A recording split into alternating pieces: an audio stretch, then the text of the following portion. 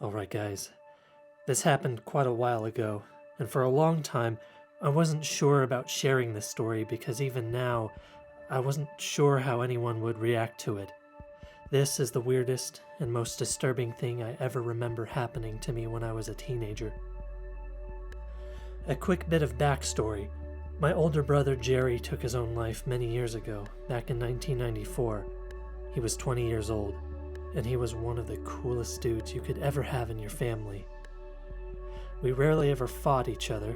He would protect me from bullies at our school, and in general we were just so in sync and chill with each other. We spent a lot of time hunting in the forests, camping, fishing. We played Street Fighter and Mortal Kombat together and listened to a lot of rock music. Everyone in my family, myself included, was all blown away by this sudden and unexpected death. But before his suicide, something weird happened to both of us about a few weeks before he was killed. I'm not saying this necessarily caused or even led to it, but I figured I may as well share this anyway. My brother and I went out driving to Omak Lake in Washington in our dad's RV. We were going to spend the weekend fishing and camping together by the lake, listening to music on the radio, smoking pot. This was back before it was legal. You know, just chill out and have a good time. It was a beautiful, clear night, and we could see the stars. My brother liked going there because he was always a big lover of being under the stars. Always a very deep and spiritual person. Caught some trout, some red-side shiners, and ate them over a campfire. The entire time we're chatting about all kinds of stuff. The Berlin Wall, Nelson Mandela, and Terence McKenna. He was one of those people who got really philosophical when he was high. The entire time we just lay there under the stars, and we both fell asleep. It's pretty cliche and weird to have these bonding moments with your brother, but at that moment we were just two cool dudes who understood each other. We didn't need to hug or say, "I love you, man," because we could just both communicate simultaneously with our stone minds. I rarely got to see a lot of him because he had this job all the way over in Spokane, and I was still in high school at the time. This was before the internet as well, so we could only write each other by mail or telephone. So it meant a lot to me when we got to catch up at moments like this. Anyway, hours later we're both fast asleep, and that's when I had this crazy dream. It was so weird I actually wrote about it. I was standing in this bleak, white Arctic wilderness. There's this really intense, high-pitched wind blowing. No matter where I'm walking, all around me is nothing but a dense white fog, nothing to be seen for miles. I can't see a goddamn thing at all. I call out and try yelling for help, but no sound leaves my mouth. Then I notice this dark silhouette of a tall, shadowy figure creeping towards me. All I could make out was a tall human figure, a bit like the Slender Man now that I look back. No matter which direction I ran in, the eyes just stayed right there in front of me. With each passing second, the shadow got closer and closer. I realized that something was coming. I was freaking out.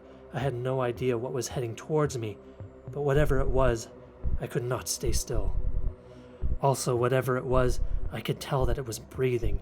I could hear its low grunts. I could even feel the vapor hitting my face. It was eerie, given that it wasn't even that close to me in the first place. But then, I guess, in Dream World, the laws of physics never really apply.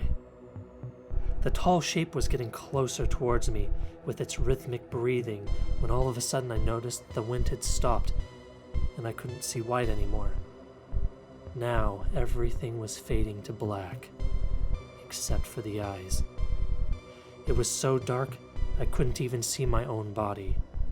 It was so unsettling and ominous, I felt like I didn't exist anymore. Then the space around me turned into a cosmic spectrum of colors. I was surrounded by these weird star patterns and dust clouds, basically outer space. I soon realized that I was actually floating. I flailed my arms all around the place, but it did nothing. I felt like a plastic bag floating in a gust of wind. It was such a terrifying feeling because of how powerless I felt in that moment. Then I remembered this really eerie synth music. I'm not a music major or anything, but all I can remember are the words. I am returning home, I am returning home, I am returning home, over and over. It didn't sound like any song I can remember. In fact, it was just plain creepy, and it got more and more unsettling the more I listened to it. Have you ever had a dream where you feel like you're trapped in a tightly enclosed space and feel like you're going to suffocate, even though there is visibly nothing around you? Well, now I was starting to experience that. I was now in a situation where I couldn't breathe, I couldn't yell or shout, I couldn't stop rolling around all over the place, I couldn't see my own body, and on top of that I felt like I was going to die. Then, there was this phenomenally loud screeching. It rocked me physically, and even though I wanted to put my hands over my ears, I just couldn't. I have had fever dreams before, and it's entirely possible that this could have been one, but I've rarely been able to recall them with such clarity. It was so unsettling that even now, when I think back about it, it all comes back. Suddenly, I wake up and learn that the car radio is on, and there is this stupidly loud noise coming from it. I realized at that moment that I had been woken up by the noise of the goddamn radio. It didn't sound like any song I remembered. It was not one of those death metal screamo songs. It didn't even sound like a human. Apart from how bloody loud it was also physically distressing to listen to. It was like listening to someone scrape their fingernails against sandpaper, that kind of uncomfortable. We bolted out of our sleeping bags and ran straight towards the car to switch that fucker off. I cannot remember what frequency or station it was playing. The weird thing is, I remember before we slept the radio was off. Not just that, the car was off and locked too. So either someone had broken into and switched the radio on, like they'd have any reason to do that, or the radio somehow switched on by itself. After breathing a fresh sigh of relief, we quickly scouted the area to see if any passers-by heard the noise. Luckily, we're both in the clear. I ask my bro, "The fuck was that?" He doesn't respond. His pupils are still dilated because he's still high, though I can tell from his reaction he was just as rattled from that as I was. Chalk it up to being a weird drug-induced fever dream. We were both sweating and hyperventilating at the time, but even now I swear there is no explanation for how our radio switched on like that, or what that noise even was. It sounded way too loud to be static interference, and it didn't sound like any song we knew. And that's not even the strangest part. Later that night, we locked the car many times over and just lay by the remains of the fire until we both fell asleep. This time we were good. We weren't interrupted by any more nightmare broadcasts from hell. The day after, I asked him about last night, asking him about what he thought it was. He said he had no idea what I was talking about. I was amazed. I did my best to remind him. I told him. The screeching, the radio turning itself on, us panicking and freaking out over whether anybody else was there, and if the cops caught us while we were high, etc. But apparently he thought I was still baked and had some kind of drug-addled nightmare. He recalled the fishing, the fire, the pot, the radio, the stargazing, pretty much everything except for the radio noise we both heard. Even days after that, he swore that it never happened and that I was making the whole thing up. This made the next day very awkward for us. I remembered what happened, and I felt annoyed that he was accusing me of rambling while high. But it got stranger. I distinctly remember he became a different person ever since. He didn't talk as much. He became a lot quieter and less social. He basically isolated himself from the rest of us. He never answered the phone. He stopped writing us, which was really unlike him, and he started doing weird things. Like when he spoke, he would rarely make eye contact, and he said bizarre random things like, "Suffering is the inevitable course of human destiny. Why do we shirk from our miserable fates? Our civilization is predicated on attaining immortality, and the rejection of spiritual truth.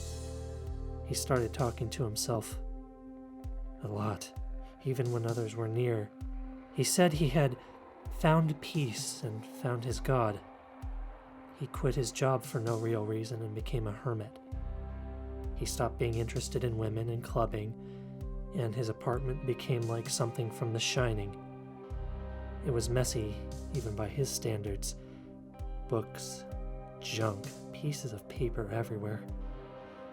Basically, he stopped taking care of himself. My brother killed himself about 3 weeks after that incident. He took his legally owned firearm and blew his brains right out. In a note, he wrote something like, "It's time to return home." Now, I don't want to get too much into why he killed himself. There were a lot of things going on in his life. He was always very emotional and passionate about lots of things. But overall, he was a great guy and my best friend. Drugs alone would never have done this to him. Also, for those of you who don't know, suicide is a huge problem throughout a lot of Native American communities. In fact, we're more than 2 times as likely to kill ourselves than the national average, especially those of us aged 10 to 25.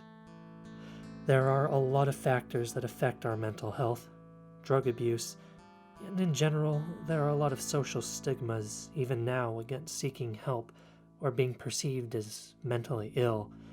Not to mention, there were way fewer resources for us back then, and weren't a lot of places where people could go to talk about it at the time. But the thing is, even now, I still have no explanation for what I heard that night on the radio, how it got turned on, and what the hell kind of song, if indeed it was a song I heard. I'm not posting this looking for answers or an explanation of any kind, but I just thought I'd share it here all the same.